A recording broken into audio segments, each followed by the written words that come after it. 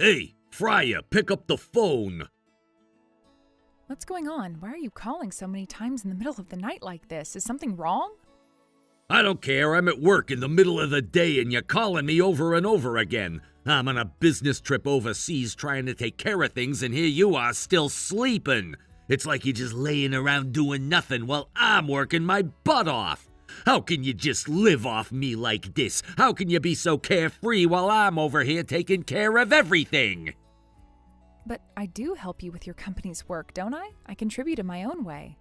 Help? Compared to what I'm doing, that's nothing. Honestly, you're not doing anything that matters. You're avoiding your real responsibility. You're neglecting what's expected of a woman. What? What do you mean? What's expected of a woman? Don't pretend you don't know. The most important thing a woman can do is have children. That's the one thing a woman is meant to do. Give birth, carry on the family name, raise the next generation. A woman who can't do that? Well, she's useless. What's the point of keeping someone around who can't fulfill that most basic role? How can you say something like that? That's so cruel. It's the truth, though, but you wouldn't understand, would ya? I'm done talking about this. There's no point. You'll just keep playing the victim, acting like everything is someone else's fault. I've had enough.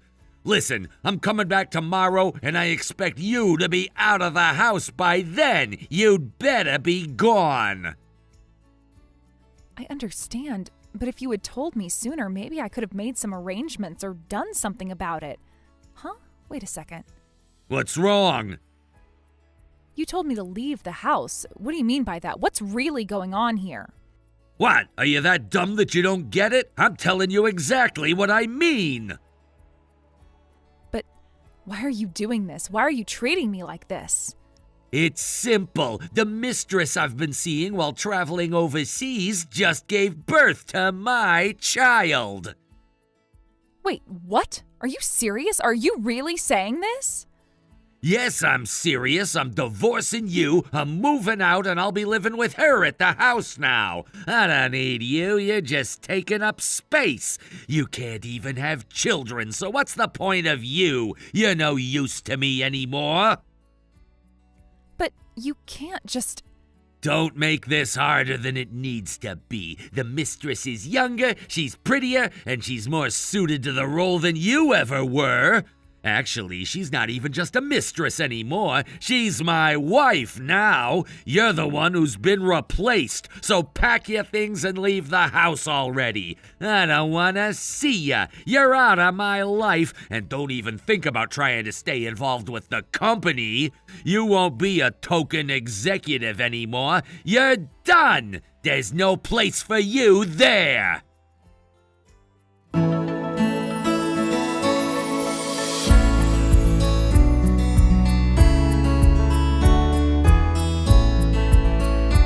Fryer? I need to talk to you about the financials. There's something important I need to discuss with you.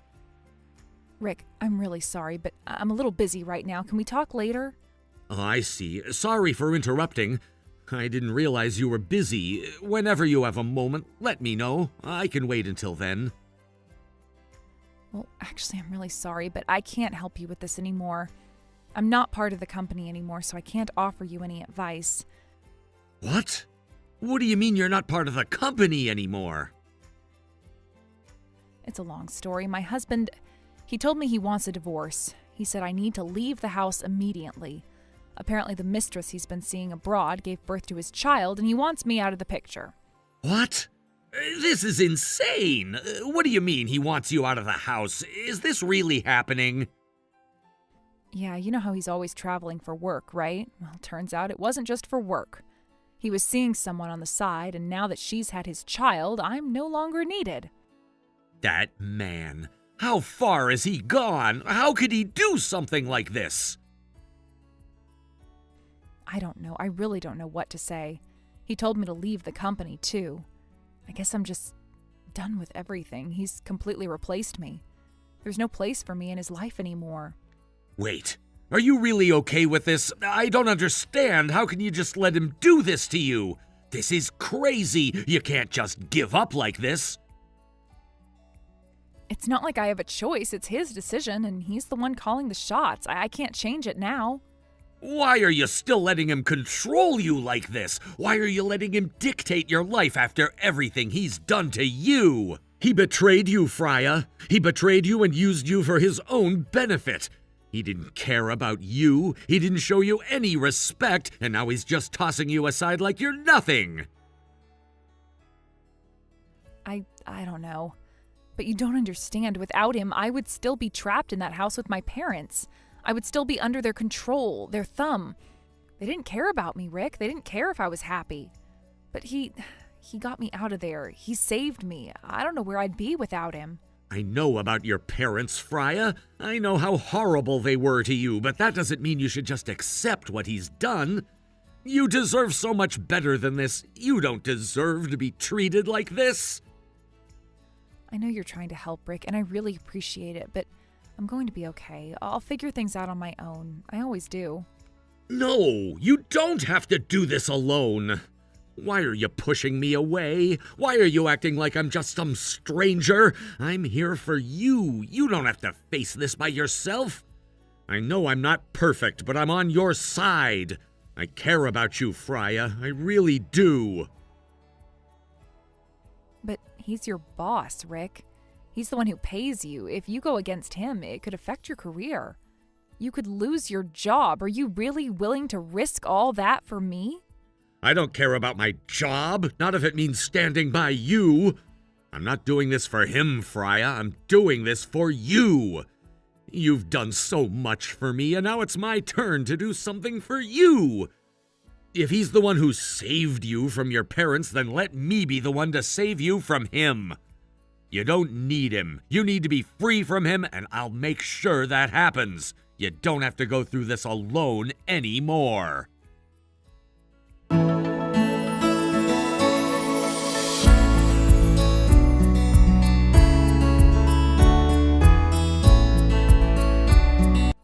Hey, what's going on here? What do you mean, what's going on? Don't play dumb with me. Why are you still here in the house? Didn't I tell you to get out? I told you I'd be back soon, and when I returned, you were supposed to be gone. Yeah, you told me to leave, but so what? So what? Are you kidding me? You've been living here as my wife and you're still gonna challenge me? Open the damn door right now. I'm not asking nicely anymore. I'm coming in and I'm throwing you out if I have to. You think I'm going to let you into this house after you've been saying you'll throw me out? No way, that's not how it works. I'm not letting you waltz in here as if nothing's happened. What the hell? You have some nerve! Do you even care that I just came back from a business trip? I'm tired. I worked my ass off and you're still here acting like nothing's wrong. What about your duty as my wife? Do you have no regard for me after everything? Oh, so now you're talking about being a husband? After you came home with your mistress and her child, don't act like you have any right to talk to me like that. We were already planning to get divorced, remember? You were the one who made that decision. We're not divorced yet, so that means you still have no excuse to stay in this house. You still have no reason to be here. If we're not divorced yet, then there's no reason I should leave, is there? You're not going to force me out, and you can't throw me out without cause. Where the hell did you learn to argue like this? You used to be so meek and obedient, and now suddenly you're acting all rebellious? You used to be a woman who did everything I told you without question, and now you're doing this? Well, after everything I've changed, I'm not going to stay silent or obedient anymore. I've had enough. You pushed me to my breaking point, and now I've decided to stand up for myself. Oh, great. Now I get it. You're terrified of being abandoned, aren't you? You're scared because I'm leaving you for good. I'm gonna leave you and be with someone else. You can't stand the thought of it, can ya? It's hard being with a man who's loved by everyone.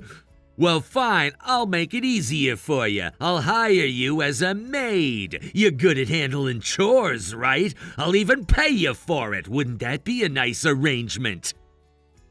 Don't be ridiculous. Do you really think I'd accept that?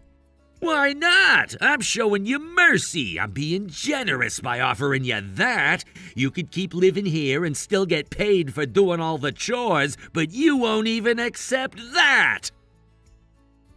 I don't need your charity. Don't talk to me like I'm some servant you can keep around. I'm not going to accept being treated like that, especially after everything that's happened. You still don't get it, do ya? I'm telling you, as soon as the divorce is final, I'm dragging you out of here. And I'll make sure you never forget what you've done. You'll regret ever crossing me. I'll make sure of it. I'm not letting you get away with treating me this way. You think your threats scare me? You're really not getting it, are you? Even if the divorce happens, that's still not enough to make me leave. You can't just push me out because you want to. What the hell are you talking about? This house is mine. My name is on the deed. You don't have any claim to it. No, it's not just yours, it's both of ours. Yes, your name is on the deed, but this house is shared property. And it's not just the house, the car, the assets, and the company. Half of everything belongs to me. I'm not going anywhere. Are you completely out of your mind? Do you think you could just take everything from me? No, I'm not taking everything from you. It's what I'm entitled to. When we got married, you had nothing. You were just some guy with big dreams and no real plan. And honestly, looking back, I can see you were just running away from reality. You weren't even close to the person you pretended to be. You were hiding behind false ideas of what you wanted to be, instead of facing the reality of your situation. But back then, I thought that was what made you intriguing. You had this charm, this confidence that made me believe in you. But now I see it was all just empty talk. You're sick, you know that? You think bringing up the past is gonna make me feel sorry for you? Are you really this desperate? You think I'll start caring about your feelings again? That's not gonna happen. You can keep reminiscing all you want, but it doesn't change the fact that we're done. Why do you have so much confidence in yourself? What makes you think you can talk to me like that? It's not confidence, it's certainty. I'm sure of who I am. I know exactly who I am, and that's all that matters. You can't take that away from me, no matter how much you try. What do you mean by that? Are you trying to sound all deep and philosophical? You really think that makes you seem cool or something? It's pathetic. Shut up, I've had enough of this conversation. I'm not gonna listen to you anymore. Get out of the house now, I'm done talking to you. I'm not going anywhere. The house, the car, the assets, the company, half of everything is mine. You can't just throw me out like that. I'm not the person you can push around anymore. Why are you suddenly acting like this? What happened to the woman who used to follow me around and do everything I said? Why the change? Because I finally had someone push me to stand up for myself. Someone showed me that I didn't have to put up with all this anymore. Someone helped me realize my worth. Who the hell are you talking about? Who pushed you to stand up for yourself? It wasn't some man, was it? Were you cheating on me? Don't tell me you were cheating on me. You disgusting woman. How dare you betray me like that? I wasn't cheating, and even if I had been, you have no right to criticize me. You lost that privilege a long time ago. A man's affair and a woman's affair are completely different. You've been living off my money, using me for everything, and now you think you can just turn the tables on me?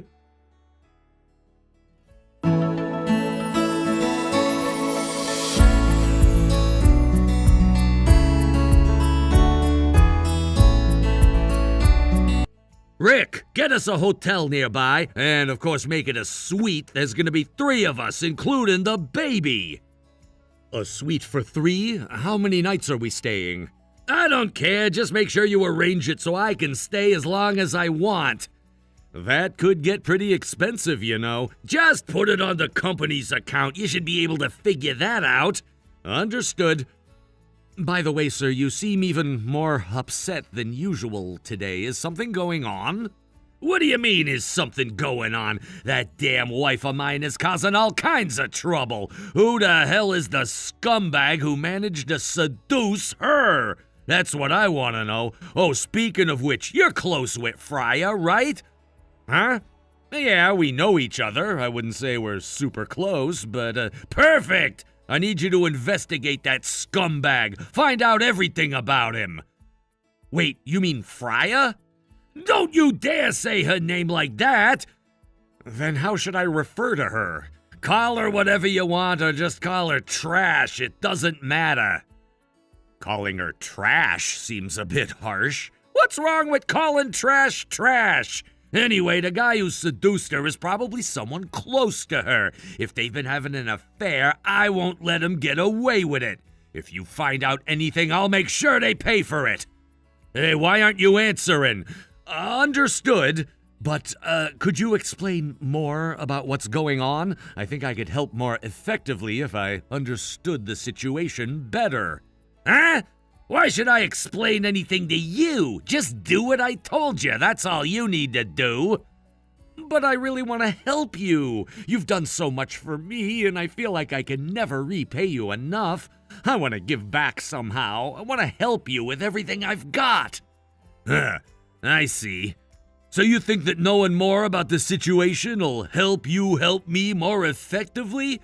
Not bad. You got the right attitude. All right, I'll tell you what's going on, but remember, you better be thankful. I'm giving you a chance to repay me after all. Of course, thank you so much.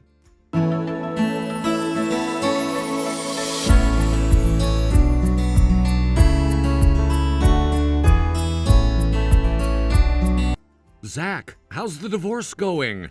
How's it going, you ask? That damn woman wants half of everything. How much more can she take? How much lower can she go? But isn't it true that you're at a disadvantage in court?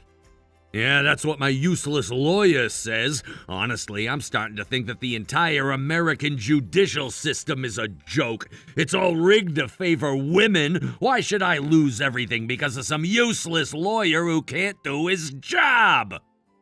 But Freya is an executive and has contributed a lot to the company. What do you mean, contributed? She only got that position because of me. She's stabbing me in the back now, though, that woman! Actually, I was thinking of something. What if you consider giving up control of the company? What? Are you insane? Please, just hear me out. I've been looking into the company's finances, and I've found some suspicious activity. It seems like money from the company is being funneled directly into Freya's account. What? You're saying she's been embezzling? I can't confirm it yet, but all the signs point to it. Suspicion is all I need. That damn woman stealing from the company, and now she wants to take even more?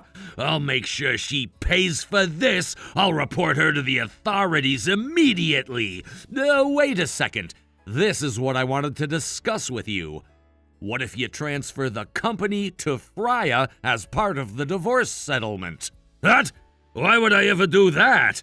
The company is worth more than the house, the cars, and everything else combined. If you give her the company, you'll keep everything else. Are you crazy? If I lose the company, then everything else is meaningless. Just listen to me. What do you think will happen if Freya takes control of the company and then the embezzlement comes to light? She'll lose the CEO position, won't she? Then after that, you can just take back the position. But do you really think that'll work? Leave it to me. I'll handle the details. I've got the support of all the executives, and the employees know who the true leader is. When it comes down to it, the choice will be clear. Yeah, I see what you mean. It makes sense. But the problem is I have so many incompetent employees. I don't know how far common sense will go in this situation. I've heard there are even some idiots still loyal to that woman. Well, there are definitely some pathetic people who'll sell their souls for power, but you know what? This could be the perfect chance to get rid of those parasites once and for all. I'll take care of them for you. I'll make sure we get rid of every last one of them. You talk a big game. Don't let me down. I won't. I'll do whatever it takes to fix this situation.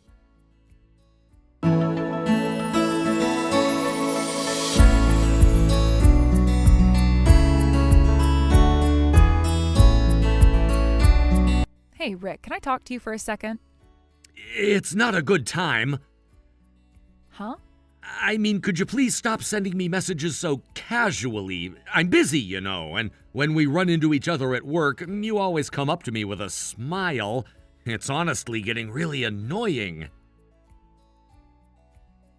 Sorry, I didn't mean to bother you.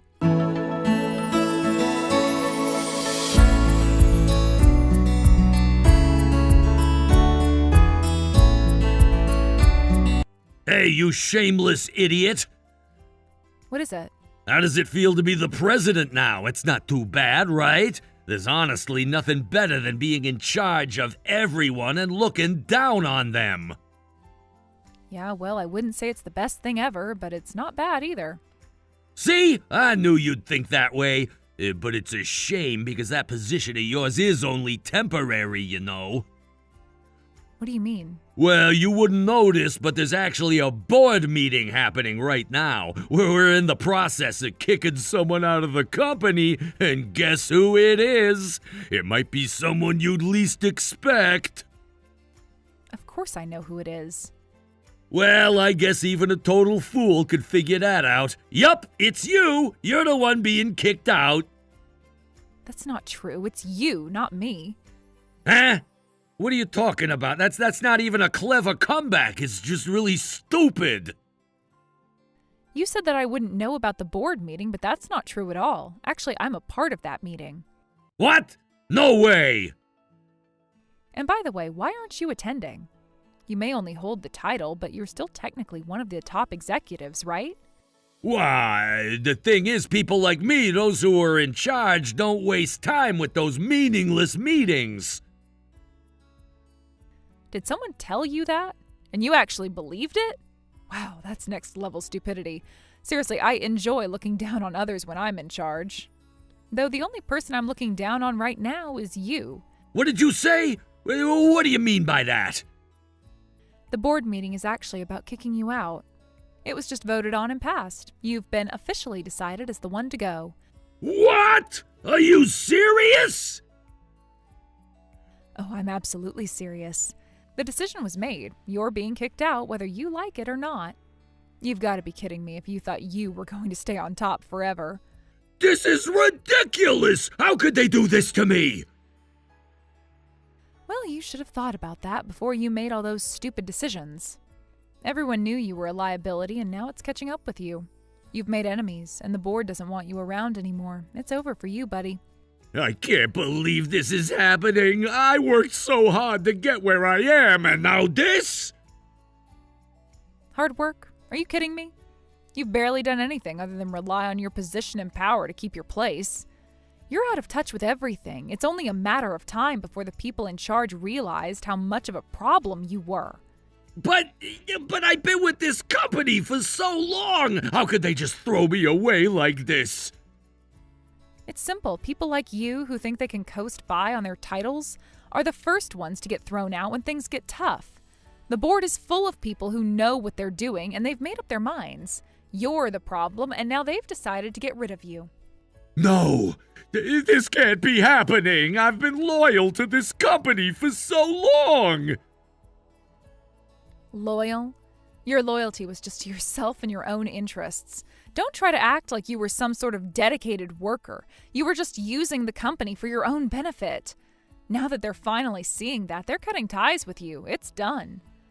So what? You think you're safe? You think this is over? Oh, it's not over for me. Don't worry about that. But for you, it's over. They've already made the decision. You can fight it all you want, but the result will be the same. You're out. I won't just accept this. You think I'll just leave quietly? Of course I know you won't accept it. You'll probably try to make a scene, throw a tantrum, maybe even try to get some sympathy from people. But it won't work. This is happening, and you can't stop it. You're done. The board's made their choice, and there is nothing you can do about it. But why? Why me? What did I do wrong?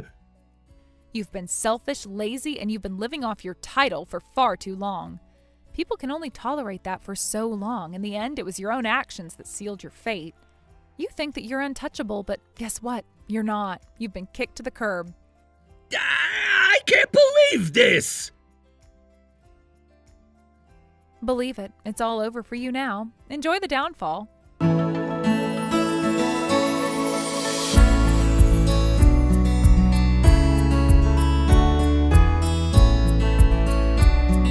What the hell does that mean? Explain yourself!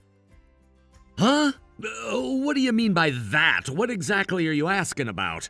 You mean the board of directors just decided to expel me? That's a lie, right? She's just making it up in a panic, isn't she? No, it was just approved a few minutes ago, actually. You're kidding! How did this even happen? This is completely different from what you told me. That woman should be the one expelled, and then I'll just become president again, right? Well, there were suspicions of embezzlement, but after a thorough investigation, it turned out to be a misunderstanding. In fact, she never even accepted any director compensation and devoted herself selflessly to the company. There's absolutely no reason to dismiss her. What the hell is this? But even so, why me? After we looked into the financial transactions more closely, another person came into focus. Another person? That would be you. You've been living it up with company funds, repeating overseas trips disguised as business travel. And that's not all. You even blackmailed the head of accounting and engaged in tax evasion, didn't you? We simply can't keep someone like that in the company. You're out of your mind! This company is mine! You already transferred it during the division of assets, remember? Thanks to that, the process was quick and easy. That's because you... Wait, could it be you've been planning this from the start? What are you talking about? Don't play dumb with me! You lied to me to get me all worked up, and now look at this! When exactly did I lie? You said a bunch of things. Like, I really want to help someone I respect, or I'm on the side of the righteous ones, the employees and executives alike. Right, that sounds familiar. You said a lot of things like that, too. Well, they were all sincere, but as for me, I respect Freya. She's the righteous one, and in the end, everyone sided with the righteous person, didn't they? What the hell is that supposed to mean? And I did warn you, too. I told you to think about what the president has given to those around him. The only thing you've given is stress and discomfort. Oh, and there's also a ton of testimony and evidence about power harassment and sexual harassment. We're going to file a class action lawsuit soon, so be prepared for that. There's a line between what's acceptable and what's not. You're the last person I want to hear that from. You, who used your limited good qualities, your unnecessary drive and unfounded confidence, to manipulate Freya, a highly capable person who was raised by toxic parents and had low self-esteem, into doing everything for you. After that, once the company was doing well, you just tossed her aside. I can't understand it at all. The company succeeded because of Freya's ability and the trust she earned from everyone. No! The company is mine! I see. Deep down you understand, don't you? No one respects you. You wanted to deny that by treating Freya badly, and you're probably thrilled that she fell for your words, thinking she was loved and respected, huh? You truly are trash. Who are you calling trash? What's wrong with calling trash trash? You, remember this. I'll never forgive you for this. You've done this to me.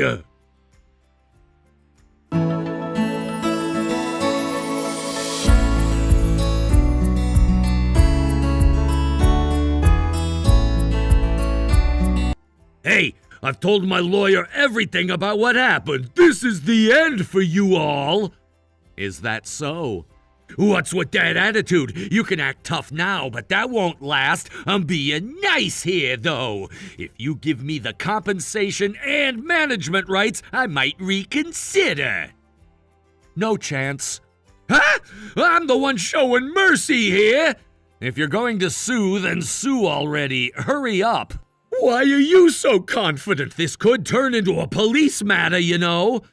The one who'll have problems with the police is you, isn't it? Since it'll come out that you've been evading taxes. That's what I'm saying! I'm offering you a chance to make things right with compensation and management rights. Don't refuse me! No, I don't care. You can't even begin to imagine the consequences of what you've done. If you keep this up, you'll end up being a criminal for real! I don't mind. I've been prepared for that from the start. Huh? What are you talking about? I'm careful not to get caught, but if I do get caught, so be it. Because if I get arrested, I'm the only one who'll suffer. Freya has nothing to do with it. I made sure of that. The only thing I care about is getting you out of the way. If we end up in the same cell, well, we'll deal with it then. Wait, why are you... Do you have feelings for that woman? If that's the case, I can help you. I know more about her than anyone. I know how to hurt her, how to make her feel guilty, how to control her. I can teach you all of that. Do you get it? We can work together to get her to do whatever we want. Shut up. I'm prepared for a long sentence, but I'm not about to waste my time on your trashy ideas.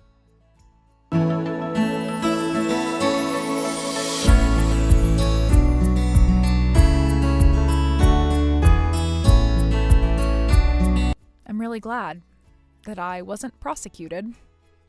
Well, I made sure to act in a way that would keep me out of trouble. I was cautious, and to be honest, I did everything I could to avoid getting caught up in any legal trouble. Plus, the other person was a criminal after all. He had a criminal history, and I knew that if I cooperated, it would help me avoid any repercussions. I was willing to cooperate fully with the investigation because I knew it was the only way to ensure that I would be safe. I didn't want to be in a situation where I'd get dragged down along with him. But that message, I really think that was terrible. The things he said to me, especially that message, were so harsh and completely uncalled for. It really shocked me. He had no right to say those things, especially after everything I did to make sure I didn't get caught up in this mess. It wasn't fair. I'm sorry. I said some harsh things without any explanation. I was upset, and I know I spoke without thinking. I didn't take a moment to explain myself, and I ended up just blurting out whatever came to mind in the heat of the moment. I regret that now, but it was hard to keep my emotions in check. No, that's not what I meant. What I'm saying is that you tried to carry everything on your own without asking for help. I'm grateful for everything you did for me, and I know you were trying to protect me, but I feel like you didn't consider the fact that you didn't have to carry the burden all by yourself. You could have shared it with me. You could have let me help you. I'm thankful for the help I got from you, but at the same time, I don't want you to feel like you have to carry all of this weight alone. I understood your intention, but if you do something like that again, if you try to handle everything by yourself and don't let me help, then I'll never forgive you. I can't stand it if you keep doing that, thinking that you don't need anyone's help. Freya. Huh? What do you mean by that? I'm sorry. That man told me not to call you Freya, so I slipped up. I didn't mean to say it. It was a mistake. He told me it was too informal and that I shouldn't call you by your first name, but I guess it slipped out of my mouth before I could stop myself. You startled me. You totally caught me off guard just now. You know, I didn't expect you to say that. When you called me by my first name so casually, it completely caught me off guard. It wasn't something I expected from you, and for a moment I didn't even know how to react. It was like everything I was thinking just went blank. I had no idea what to say or how to handle the situation. Sorry, I really didn't mean to. It's fine, just call me by my first name. In fact, next time you can even tell me to my face, don't speak so casually to me. Honestly, it doesn't bother me at all. If anything, I think it's kind of funny. And if you feel awkward about it, you can always tell me that you don't want me to talk to you so casually, and I'll respect that. I don't mind either way. If anything, I'd find it amusing. Please spare me from that. I don't think I could handle that. Just imagining you telling me not to talk to you so casually, it's kind of embarrassing. I'm already nervous enough around you as it is. Still, I was really shocked by you. Not just the evidence of power harassment and sexual harassment, but you even went as far as to make arrangements behind the scenes, didn't you? You didn't just provide evidence of what he did. You didn't just give the authorities the documents and records that would have been enough to put him in a difficult position. You didn't stop there, though, did you? You were so prepared. You took it a step further and made sure that everything was in place, and you even worked behind the scenes to make sure things went smoothly. That kind of planning, it surprised me. Yes. Even before this whole incident, I was preparing to deal with that man someday. I had been watching him for a while, and I knew something like this was bound to happen sooner or later. I just didn't know when. But when the time came, I was ready. It wasn't a matter of if, but when, and I was determined to make sure that he couldn't get away with everything he had done. For someone to be hated that much by their subordinates, well, with a personality like his, I guess it makes sense. He was the kind of person who had a bad reputation and no one respected him. I could see why he didn't have any real friends. The way he treated people, it was no surprise that no one wanted to be close to him. That's not it. Huh? Well, that's part of the reason, but he was my rival in love. That was the real issue. The reason I wanted to bring him down wasn't just because he was a bad boss or a terrible person. It was because of what he did to me personally. He was my rival, and I couldn't let him get away with what he had done. Rival in love? Yes, I'm not joking. He and I were both after the same woman, and I couldn't let him win. It was a competition for her heart, and I wasn't about to let someone like him take the prize. But your only connection to that man is through the company, right? So for him to be your rival in love, the woman in question would have to be someone from the company, right? It all makes sense now. The way you're talking about him, it's clear now that there was more than just a professional rivalry. Yes. In other words, he was having an affair with someone at work. Was it that? Huh. I thought I was the only one who didn't see it. I knew he was always chasing after women, but I didn't know he was having an affair with someone from the office.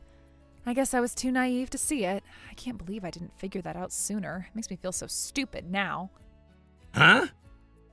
I knew he wasn't good with women, but I never imagined he was having an affair within the company. To think I didn't notice that, I must be pathetic. I pride myself on being observant, but this was something I completely missed. How could I not have seen the signs? No. But it's fine. With someone like you, I'm sure that you'll be able to make that woman notice you, or do your best. You have it in you, I'm sure of it. You can win her over. I know you can. What is it? You're such an idiot. Huh? Why suddenly... Given the flow of conversation, how did we end up here? It's you! You're the one I'm talking about! Me? Yes, the person I like is you, Freya. That's the truth. Huh?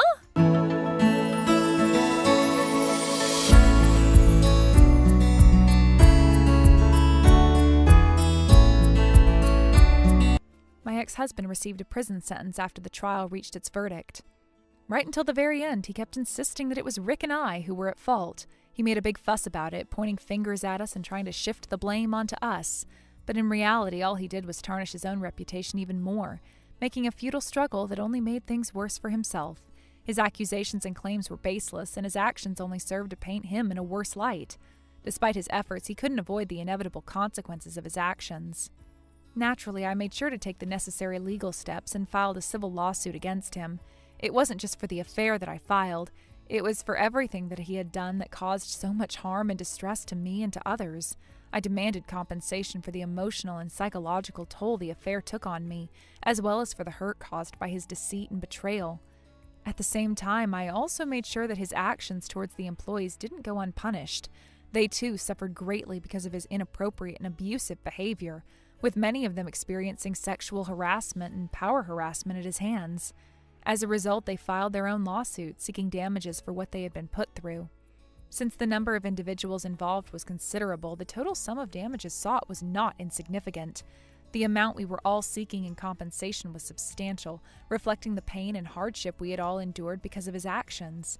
The scale of the situation meant that he would not be able to walk away without facing serious consequences. It wasn't just a minor issue, it was a major matter that affected many people, and it was time for him to face the music for the harm he had caused. In addition to the damages, there were other financial matters to deal with. He had embezzled a large amount of money that rightfully belonged to others, and now he had to repay it. On top of that, he also faced punitive taxes, as his actions had been deemed to be criminal in nature. The financial burden on him was enormous, and the combination of the civil lawsuit, the embezzlement repayment, and the taxes meant that his assets were completely wiped out. All the money he had acquired through dishonest means was taken from him, and he was left with nothing. In fact, it seemed that he had even ended up with a significant amount of debt, which further worsened his situation. What he had once thought was his fortune quickly turned into a crushing financial disaster. As expected, his mistress, the one he had been involved with during our marriage, ran away when everything came to light. She disappeared from the scene and returned to her home country. She had thought that she could escape to a better life, living in luxury with him, but in the end it all came crashing down. She had believed that she could build a future with him, but she was left with nothing but disappointment and regret. She couldn't stay in the country any longer, so she had no choice but to go back to her homeland. This was the price she had to pay for her involvement in the affair and her complicity in the destruction of a family. I had considered filing a lawsuit against her as well, seeking damages for her role in the affair, but I quickly realized that doing so would involve significant costs. The cost of hiring an international lawyer to handle the case would be astronomical, and I knew that pursuing it further would likely not bring me any sense of satisfaction or closure. Instead, I decided to focus on what truly mattered. I did not want to waste my energy and resources on something that wouldn't change the situation for me or for anyone else involved. So after thinking it through, I made the decision not to pursue legal action against her. It wasn't that I had forgiven her, but rather that I realized that she had already faced her own punishment. The mistress had come to the United States with the hope of living a comfortable and wealthy life. She had hoped to escape whatever problems she had back home and start anew with my ex-husband. But in the end, her reality had turned out far different from what she had envisioned. Instead of enjoying a life of luxury, she was forced to return to her home country, a single mother with a child to care for. She had lost the security and the future she had hoped for. Her life was now far more difficult than it had been before. She had thought she could build a better life, but all she ended up with was a child and a return to a much harsher existence. I had considered the possibility of demanding compensation from her as well, but the cost of hiring an international lawyer to handle the case was astronomical. It would take a huge amount of money, and I wasn't sure it would even be worth it, considering the circumstances. Though at first I had liked the idea of suing her, even if it meant suffering financial losses myself, when I thought about it more carefully, I came to the realization that she had already suffered the consequences for her actions, and that pursuing her any further might not bring me the closure I had hoped for. Her life, from that point onward, would be far more difficult than it was before. She would now have to return to a much harsher reality, raising a child as a single mother, without the support of the man she had hoped would provide for her. The life she thought she would have, the dreams she once had, were all shattered. She thought that she could start over in a new place, build a better future, but instead she had to go back defeated with a child in tow. I realized at this point that she had already paid the price for her involvement. This wasn't the life she envisioned, and it wasn't the life she had wanted. In a way, it felt as though she had already received some sort of punishment for her choices. She had already lost the chance at a better life, the life she had dreamed of, and now she would have to face the consequences of what she had done. She had been misled, just as I had, but unlike me, she had a child who would grow up with the repercussions of these actions. That was her punishment, and there was no need for me to pursue her any further. I decided not to go after her legally, not because I had forgiven her, but because at that moment I felt like she had already lost enough. If I continued to pursue her, it would only be out of spite, and I didn't want to stoop to that level. I had no desire to cause further harm to her, especially considering that her child would also suffer if things escalated. The child didn't deserve to be caught in the middle of this mess, and it wasn't fair to add more weight to her already heavy burden. Looking at her and comparing our situations, I couldn't help but feel a sense of relief. After everything I had been through, after the turmoil and pain, I was in a much better place now. I had managed to rebuild my life, and things were going well. At first, I had been uncertain about whether I would be able to handle running a company on my own, unsure if I was equipped to manage everything that came with it. But to my surprise, I found out that I was doing quite well. The people around me were supportive, and they helped guide me through the process. With their encouragement and assistance, I was able to keep everything running smoothly without major issues. It wasn't just that things were going well, they were going better than I had ever expected. The performance of the company had improved significantly since the departure of the previous self-centered CEO, who had caused so many problems. Without him, the atmosphere in the workplace became more cooperative, and the entire team was able to work together more efficiently. As a result, the company's financial health improved, and we saw a notable boost in performance. As for my relationship with Rick, while I'm too embarrassed to go into the details, I can say one thing with certainty. I am the happiest I have ever been. I never thought that I could experience the kind of peace and happiness I have now. Despite everything that happened, despite the pain and betrayal, I am finally able to enjoy a sense of fulfillment that I never thought was possible. My life, once filled with so much uncertainty and anguish, is now full of happiness and stability. When I look back at everything that's happened, I realize how far I've come. Despite all the struggles, all the hurt, and all the losses, I am in a place now where I can truly say that I am the happiest I've ever been. The years of turmoil and emotional pain are now behind me, and I am able to appreciate the good things that I have in my life. I can look forward to the future with hope and optimism, and for the first time in a long time, I feel truly at peace. Thank you for watching and listening. We hope you enjoyed the video. Don't forget to like this video and subscribe. Also, feel free to leave a comment about what you thought of the story. We look forward to seeing you at the next story. What you said today, you were joking, right? I mean, I believe it was a joke. Excuse me? What are you referring to? Surely you don't mean to tell me you're actually from a single-parent household, right? You're not seriously thinking that someone from a single-parent household could marry my Brandon, are you? As I mentioned earlier, I was raised in a single-parent household. My father raised me single-handedly, and I have nothing but the utmost gratitude for him. I truly admire everything he's done for me. But I'm not sure why that matters here. Why does it matter, you ask? It's not a question of whether it matters. I thought I must have misheard. I wanted to believe I had misheard. But now you're telling me I didn't? This is unbelievable, absolutely shocking. You, coming from a single-parent household, think you're fit to marry my Brandon? Do you even realize who my Brandon is? He works at a prestigious bank. And not just him, his older and younger brothers work there too. Even my husband works at the same bank, and we take pride in being a family built on such strong, respectable foundations.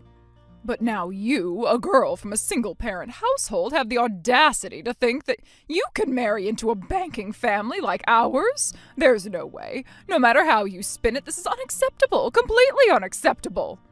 Well, Brandon never mentioned this was a problem to him. If it's such a big deal, I think he would have brought it up himself. Oh, don't you worry. I asked him about it, and he told me you hid the fact that you're from a single-parent household. Did you think we wouldn't find out? I didn't hide anything. I hadn't introduced my father yet, but I definitely told Brandon that my mother wasn't around. There was no reason for me to hide it. And frankly, I don't understand why being from a single-parent household means I can't marry into a banking family. That logic makes no sense to me. What did you just say? That it makes no sense? How dare you act so flippant when you're just some poor girl from a single-parent home, shamelessly trying to cling to my son and ruin his future? Your attitude is completely unacceptable. I'm not clinging to anyone. Where is this coming from? Also, your assumption that being from a single-parent household automatically makes someone poor is a huge leap. That's such outdated thinking. We live in an era where such assumptions are not only incorrect, but downright ridiculous. Even if I were struggling financially, which I'm not, I wouldn't be marrying Brandon for his money. I care about him, not his bank account. Criticizing me for something so arbitrary just feels fundamentally wrong. You're the one who doesn't make any sense. Honestly, I am dumbfounded by how delusional you are. Just listen carefully. From now on, I don't want you meeting Brandon anymore. In fact, I'm sure he already regrets being involved with you. There's simply no way you're a suitable match for him, or for our family. You will never be a proper fit for a banking family like ours, never. If being a part of a banking family is so important, then I'd argue that I'm more than qualified. Certainly more than you're giving me credit for. Excuse me, what's that supposed to mean? Oh, nothing you need to worry about. I was just thinking out loud. At any rate, I'll talk to Brandon about this directly. I'd prefer to hear what he truly thinks. After all, we're already planning our wedding. If his opinion aligns with yours, then I'd rather know now than later. What did you just say? How dare you refer to me like that? Watch your tone when speaking to me! My apologies, that wasn't my intention. Regardless, I now understand your perspective, Brandon's mother, but I'd appreciate it if you'd let me and Brandon handle this between ourselves. You better not dare to twist my words or say anything unnecessary to him. Do you hear me? If you try anything, I won't forgive you. Unnecessary? What exactly do you mean by that? Figure it out for yourself. Use your head for once, you foolish girl. Wow, was that really necessary? Was it really called for to insult me like that? In any case, I'll excuse myself for now. I'm finding it hard to stay when you're being this rude.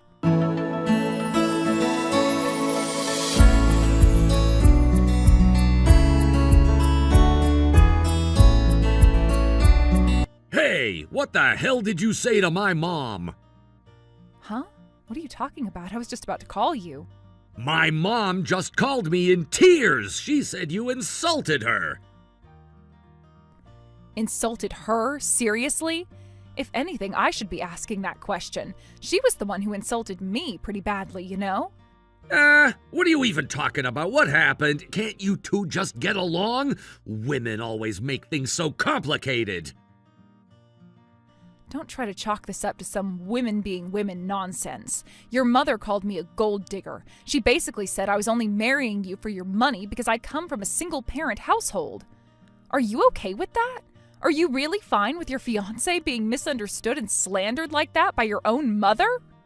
Misunderstood? Where exactly is the misunderstanding? Look, my mom is just being a mom. It's totally normal for her to be concerned. You should understand that. She's my mother. If she's overprotective, then as my future wife, you should just learn to let it slide. That's part of being a good wife, you know? You're supposed to represent the family now, so don't embarrass us. Take it as a chance to learn how to behave properly.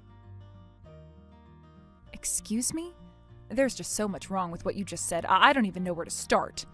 First of all, when have I ever tried to take advantage of you? And when did I ever claim to be poor? You didn't have to say it, it's obvious. But hey, I'm willing to put up with it because you're my type. So if I can deal with it, you should be able to too. It's all about compromise, right? And now, are you serious right now? Do you even hear yourself? What's the big deal? You're overreacting. Relax. My mom didn't mean any harm. She's just worried because I'm the youngest. I'm her baby, you know? It's natural for her to be protective. This isn't just about her being protective. Anyway, just avoid saying anything that might upset her, okay? That's your job as my future wife. Got it? This is what being part of a family means. It's your responsibility to adjust. I can't believe this. Are you even listening to what I'm saying?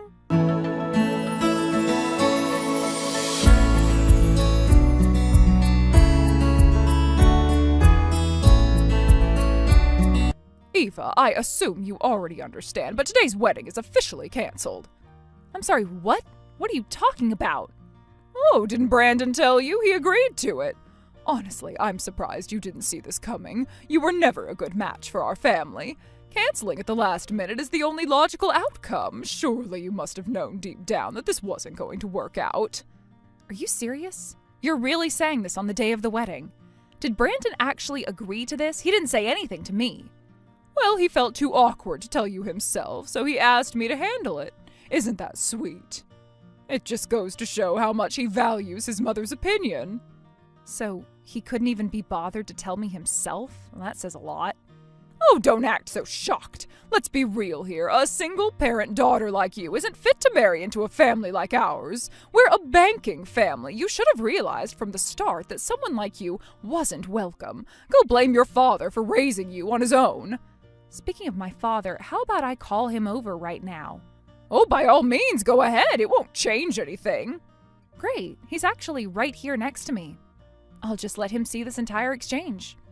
Whatever. It's not like his opinion matters to us anyway. Hello, Mrs. Brandon. It's been a while. Wait, who is this?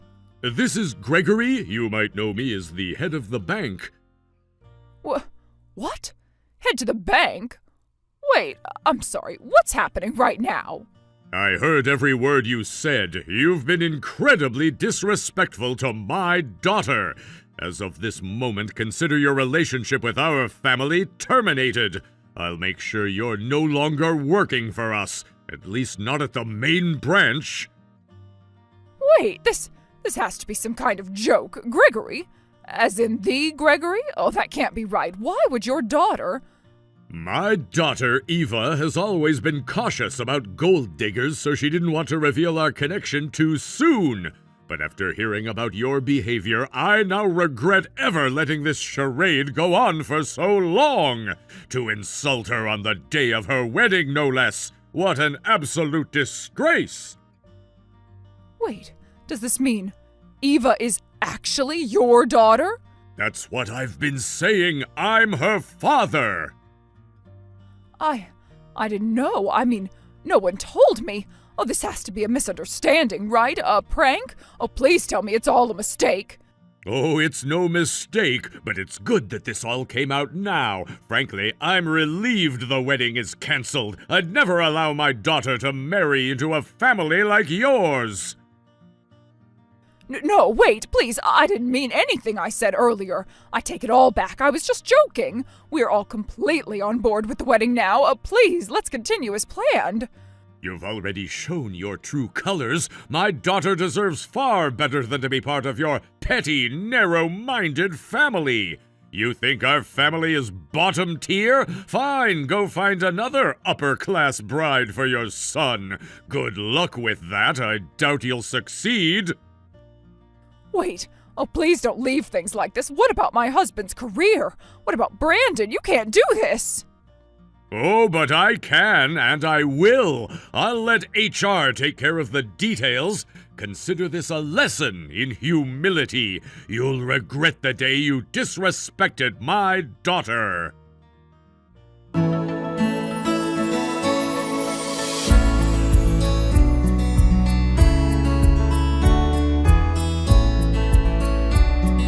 Why haven't you been answering your phone? I've been calling you over and over. The wedding's about to start. We're going to proceed with the wedding as planned, right? Please tell me we are. Listen, what my mom said earlier, I didn't know anything about it. I swear I didn't mean for things to go this way. I really want to get married to you. I must respectfully decline. What? Eva, are you serious right now? Are you really saying this? This is our wedding day. Are you saying you don't want to go through with the ceremony? It's not about the wedding itself. I'm saying I'm not going to marry you at all. What? Are you joking right now? Calling off the wedding at this point? How could you even think of doing this? Oh, I get it. This is probably what they call pre-wedding jitters, right? That's fine. We can postpone the ceremony to a better time. But don't say you're canceling the marriage entirely. We're supposed to be happy together, remember? Nope, absolutely no way. Huh? I figured it out from the message you sent the other day. It made me realize I could never, ever be with someone like you. Wait, what are you even talking about?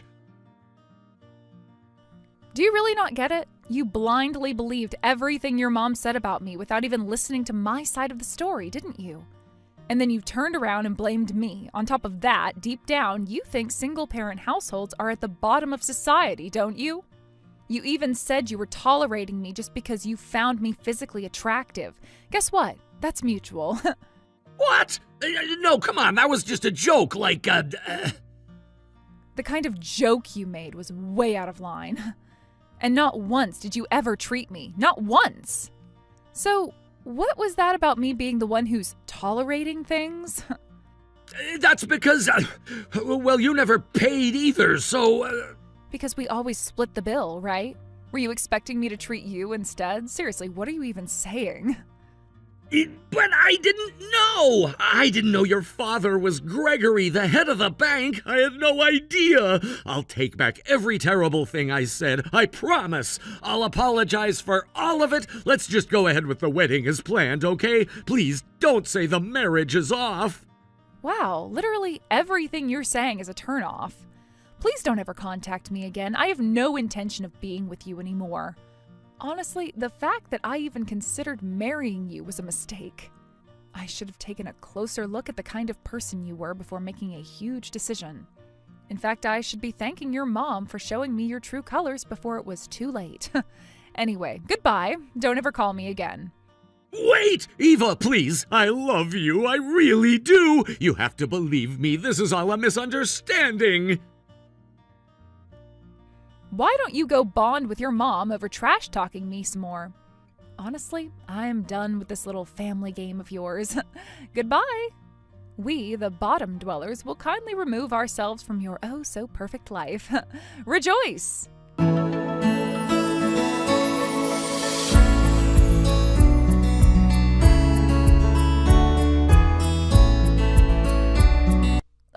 Eva, about what happened the other day. I was hoping we could properly apologize. Could we maybe meet and talk things through? I was thinking Brandon could come too, and maybe my husband? I must decline. What? Why? Why won't you even give me a chance? Because an apology from you wouldn't change anything. Knowing that, I don't see any point in meeting with you. You don't have to be so blunt about it. Then let me ask you this. Why do you want to apologize? Isn't this just about making yourself feel better? What do you expect to happen after you apologize? Well, since you're being so direct, let me be frank too. My husband has been working at the main branch for over 10 years, and now he's suddenly being transferred to a rural branch. Can you explain that? And all 3 of my sons are being reassigned to different regional offices as well. Don't you think that's outrageous? This is obviously because of your father's influence, isn't it? I wouldn't know anything about that. I'm not involved in the bank's internal affairs. Even if you apologize to me, nothing's going to change. So don't you think this whole thing is a waste of time? Eva, Brandon is heartbroken. Our entire family is in shambles because of you. The least you could do is ask your father, as the head of the bank, to reverse these unfair decisions. You need to stop blaming others for your problems. It's embarrassing. What did you just say? You're blaming me for the broken engagement? What are you even talking about? If I recall, you were the ones planning to cancel the wedding on the day of, weren't you? Doesn't that mean you were also planning to call it off? Well, that's not the same thing. It's completely the same thing. The difference is that I made my decision after carefully considering everything. I wasn't planning to bail on the day of the wedding. I made a responsible choice. So who's really the one at fault here? Claiming it's my responsibility is just your own delusion. As for your husband and sons being reassigned, that's unfortunate, but blaming me is completely misplaced. Maybe you should look in the mirror instead. But I've apologized. I've already apologized to you. Discriminating against someone because they come from a single-parent household is disgusting. I'm so glad I didn't end up joining a family like yours. Honestly, thank you for showing me who you really are.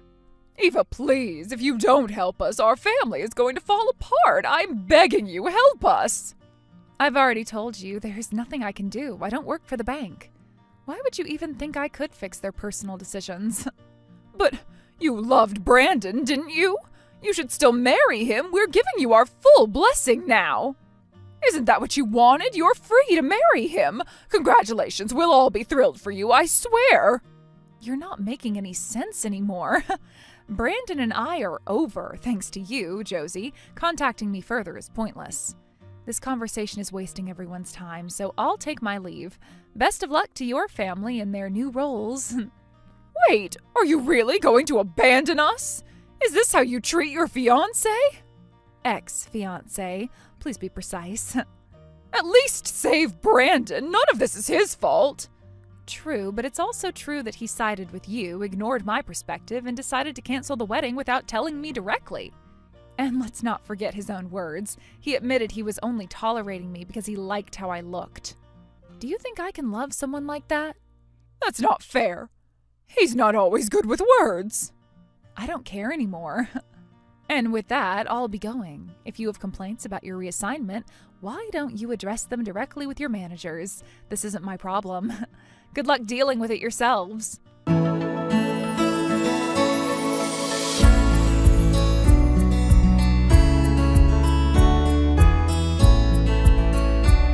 Hey, Eva, how are you doing? I haven't heard from you lately, and I was getting worried. My mom's been worried too. She asked if you were doing okay. What do you want now? I'm doing just fine, so you don't need to reach out to check on me. Oh, I see. That's good to hear. So, you think we could meet up sometime? Excuse me?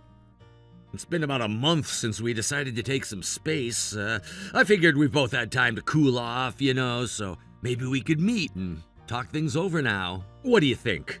I mean, I've been transferred to a branch way out of town, so we wouldn't be able to meet after work like before, but, well, that's kind of your fault too, so I guess it can't be helped. What exactly are you talking about? What do you mean? You're acting like we're just taking a break or something, but no, that's not what's happening here. Our engagement was called off. We broke up. I'm pretty sure that's clear. So why are you contacting me now? What's the point of meeting up? Because honestly, I have no intention of seeing you. I was serious about you, Why are you being so cold? Don't you feel anything for me anymore? Feel something? For you?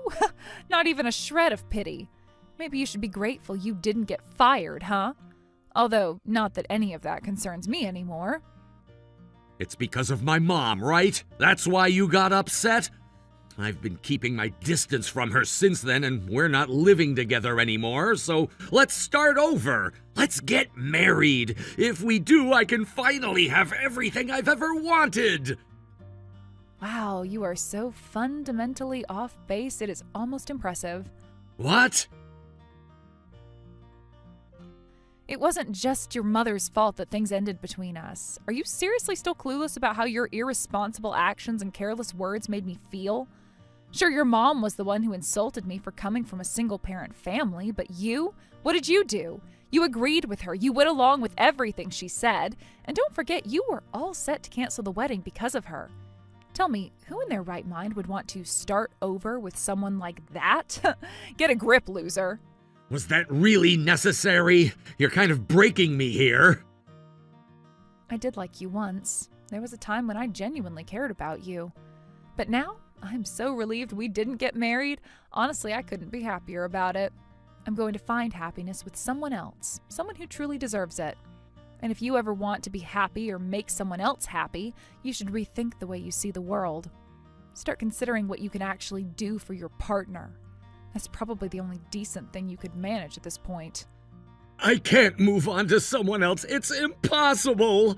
I was serious about you. Completely serious.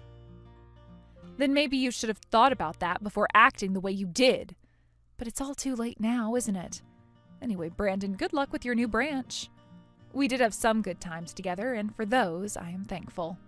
Even though things turned out this way, I wish you the best. Please be happy. And goodbye. For real this time.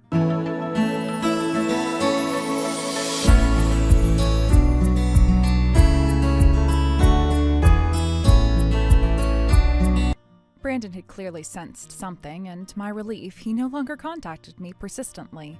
The days after the breakup had been filled with an unsettling mixture of emotions, and his unrelenting attempts to reach out had added to my confusion. But as time passed, it seems that Brandon finally understood that I needed space. The constant messages and phone calls gradually faded, and I began to wonder if this meant he had truly let go of the idea that things could be different between us. It was a strange, bittersweet feeling. The quiet after the storm of our relationship, I didn't know whether to feel grateful or sad, but one thing was certain, I could finally breathe again. As much as I had tried to move on, there were moments when I still thought about him. The memories of our time together, the laughter, the quiet moments, the love we once shared, would come flooding back, and I'd wonder if I had made the right choice. Was ending our engagement the right thing to do? Was there any possibility of reconciliation? But those thoughts were fleeting. Deep down, I knew that breaking off the engagement had been necessary. We had grown apart in ways that couldn't be fixed, and trying to force things back into place would only cause more pain for both of us. It was 6 months after the breakup when I received an unexpected message from Josie. At first, I was unsure of how to feel about hearing from her again. Josie had been a close friend, and while our bond had not been dissolved completely, it had been strained after everything that happened. I hadn't spoken much to her since my breakup with Brandon. In the aftermath of such an emotional event, I had pulled away from many people in my life. Not because I wanted to, but because I simply couldn't handle more emotional demands at the time. So when I saw Josie's name flash on my screen, my heart skipped a beat. What could this be about? I hadn't expected to hear from her. I opened the message cautiously, unsure of what to expect. Josie wasn't the type to reach out without a reason. Was she checking up on me, or was this message about something else? Maybe she was concerned about how I was handling things, or Perhaps she had her own life updates to share. As I began to read, I was surprised. It wasn't just a casual check-in, it was a heartfelt message of gratitude. Josie told me that her husband's job had transferred them to a rural area, and they had decided to move. She expressed how surprised she was by how much she had come to love the quiet, slower pace of life in the countryside. Her words were filled with sincerity as she described how the natural surroundings, the slower rhythm of daily life, and the absence of the city's constant buzz had allowed her to reconnect with herself in a way that she hadn't expected. I was taken aback by how much she seemed to be thriving in this new environment, and how she was able to find joy in what at first seemed like a daunting change. Josie admitted that she had initially been unsure about moving to a rural area. She had always been someone who thrived in a more vibrant, bustling setting, and the thought of leaving the city for a place where life was simpler and quieter had felt like a huge leap. But as it turns out, the move had been exactly what she needed. The stress of city life had started to take its toll on her, and the peace of the countryside had offered her a sense of calm she hadn't realized she was missing. She described the picturesque landscapes, the way the air seemed fresher and cleaner, and how the slower pace of life allowed her to focus on the things that really mattered. There was something deeply fulfilling about the simplicity of it all. I couldn't help but smile as I read her message. Josie had always been someone who, despite her occasional doubts, had a way of making the best out of any situation. I had always admired her resilience, her ability to adapt and find light even in the darkest of times. And now it seemed that she had found a true sense of happiness in a place that she had once been apprehensive about. She went on to express how much she appreciated the life she had now. Despite the initial challenges of the move, Josie had found contentment in ways I hadn't expected. She described how the change had brought her closer to her husband and how they had become more attuned to each other's needs and desires, and how they had been able to grow together in a way they hadn't before. She even mentioned that the slower pace of life had helped her rediscover old hobbies and passions, and she was now able to enjoy things that she had once neglected. She spoke about gardening, painting, and even cooking as ways that she had begun to reconnect with her creative side, and how all of these things had become sources of fulfillment. But what truly surprised me was the tone of her message. It wasn't just about the peaceful life she had found, it was a message of gratitude. Josie thanked me for everything we had shared in the past, for the support and friendship we had built. She acknowledged that despite the distance that had grown between us in the recent months, our bond had meant a lot to her, and she hoped that we could continue to support each other even if from afar. There was something about her words that made me pause, something that made me reflect on how much our friendship had shaped both of us. I hadn't realized at the time, but Josie's message made me understand something important.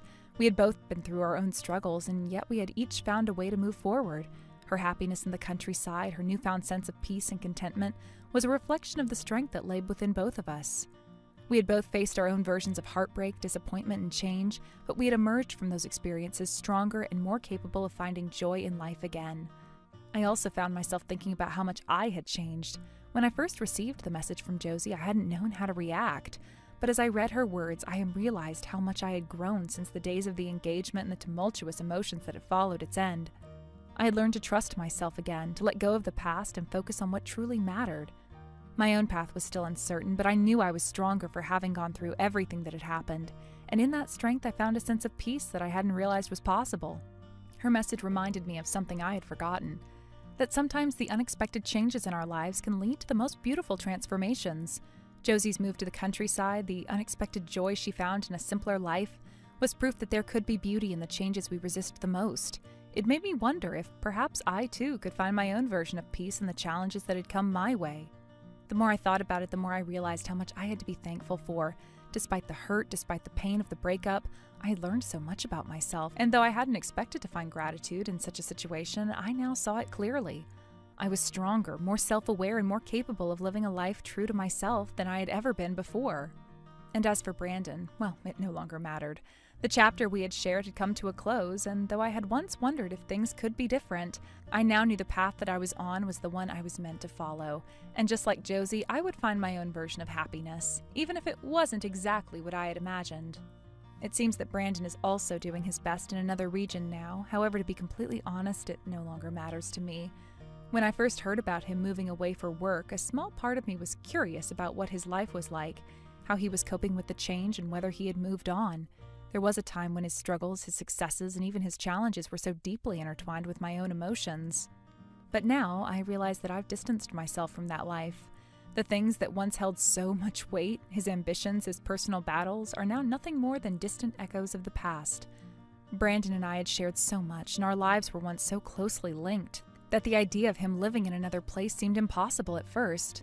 But as time passed and as the dust from our breakup settled, it became clear to me that what he does or where he lives is no longer something I need to concern myself with.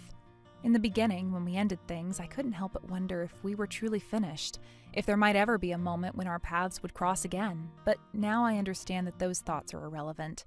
I have my own life to live, my own future to shape, and the focus needs to be on my own growth, my happiness, and my well-being.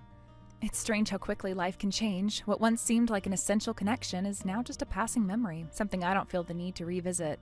Brandon's life, his achievements, his challenges, they belong to him, just as mine belong to me. I'm no longer looking back, I'm moving forward, and that's all that matters now. Through everything that's happened, I have come to realize just how deeply I feel my father's love.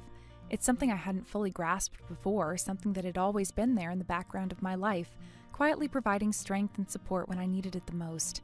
His love wasn't always something I recognized at first. At times it was easy to overlook or take for granted, especially in moments when I was focused on other aspects of my life.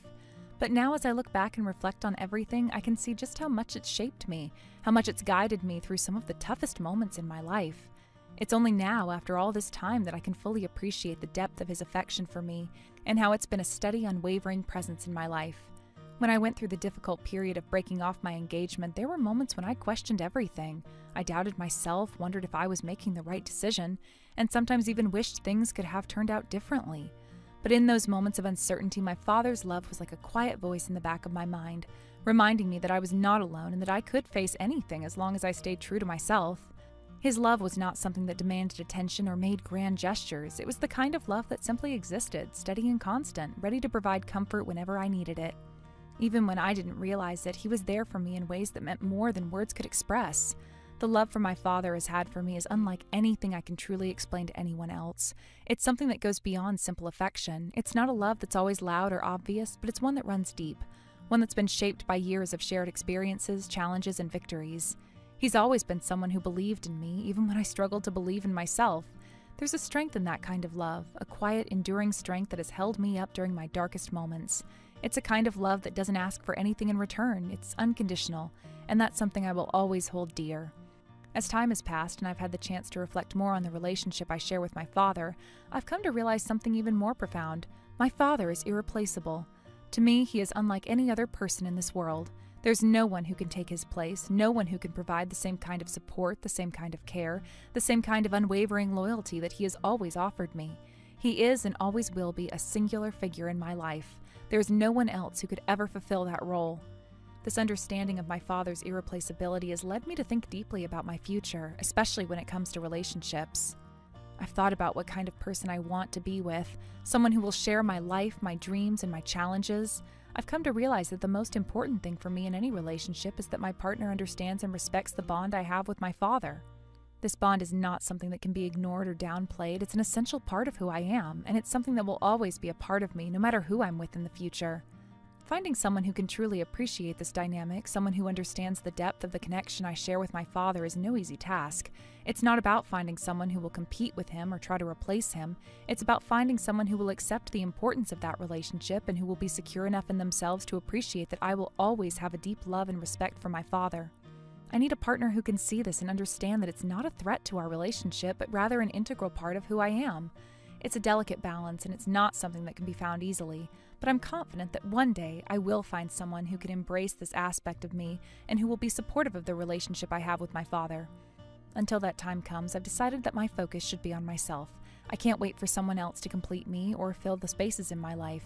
The truth is, I am enough as I am. The journey I am on now is one of personal growth. It's about continuing to develop as a person emotionally, mentally, and spiritually. I am learning to love myself more each day, to appreciate my own worth, and to recognize that I am capable of creating a feeling and meaningful life on my own. I've come to understand that the right person will come along when the time is right, but in the meantime, I'm working on becoming the best version of myself. I'm focusing on building my own strength, my own happiness, and my own sense of fulfillment. I know that when the right person enters my life, I will be ready for them. I will be strong in who I am and confident in the love I have to offer. But I will also be clear about the fact that the love I have for my father will always be a significant part of who I am, and anyone who wants to be with me will need to understand that and respect it. The decision to break off my engagement, though difficult at the time, now feels like one of the best decisions I've ever made. When I was in the midst of it, I wasn't sure if I was doing the right thing. There were moments of doubt, moments when I thought that maybe I should have tried harder, and maybe things could have worked out. But looking back now, I see that walking away was the best choice I could have made for myself. I had to make a choice to prioritize my own happiness and well-being, even though it was painful. Ending the engagement wasn't just about ending one relationship, it was about reclaiming my life, my sense of self, and my peace of mind. It was about recognizing that I deserve to be with someone who can offer me the kind of love and support that I need, and who can respect the bond I share with my father. It wasn't an easy decision, but it was the right one. I don't regret it at all. In fact, I'm grateful for the strength it took to make that decision. It was the moment I decided that I was worth more than settling for a relationship that didn't align with my values, my needs, and my sense of self. As I continue to move forward in life, I am learning more about who I am and what I want. I am becoming stronger, more independent, and more confident in my ability to create a life I want for myself. The love and support I have from my father will always be there, and I know that no matter what happens, he will always be someone I can turn to for guidance and reassurance. And while I may not have found the partner I'm looking for just yet, I know that the right person will come along at the right time. Until then, I'm focusing on myself, on my growth, and on building the kind of life that will make me truly happy. Thank you for watching and listening. We hope you enjoyed the video. Don't forget to like this video and subscribe. Also, feel free to leave a comment about what you thought of the story. We look forward to seeing you at the next story.